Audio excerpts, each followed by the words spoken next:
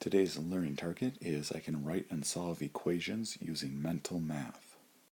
The first thing I want to take a look at today is the word equation and what that means.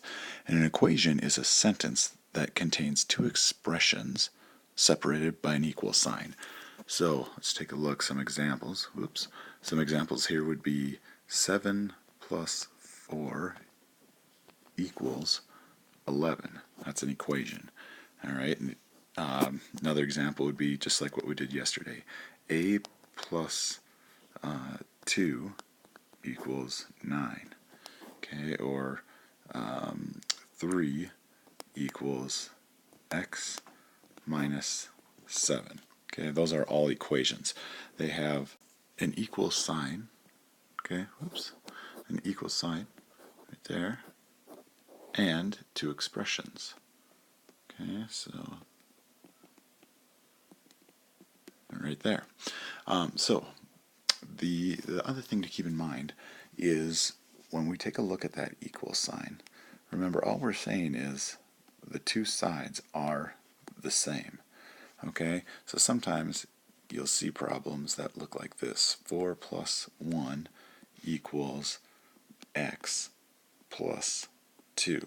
Okay, and all we have to do is figure out how do we get these two sides equal or the same.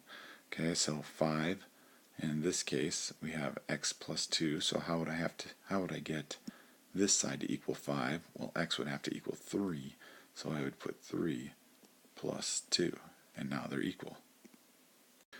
Let's take a look at how I could solve this problem mentally, or in my head. So I can see I've got my problem here, and it says p, or some number, and when I take away 5, I want that to be the same as or equals 20. Alright, well, in my head I'm thinking to myself, alright, this side I know is 20 right here. Okay, I want this side to equal 20. But when I choose a number for the variable p, it's going to have to be a number that I can take 5 away from and get it to equal 20. So in my head I know that would make sense if it were 25 minus 5, because I know that's 20, and that now makes my two sides the same. So I know that p would equal 25, so I just solved it. In this problem I want to solve the equation and find out what y equals. So I have 8, and that equals some number, or y, divided by 3.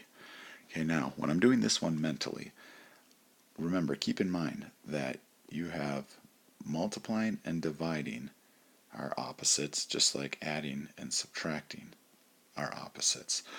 So I'm going to find here what number, when I divide it by 3, or put it into groups of 3, am I going to get 8 in each group.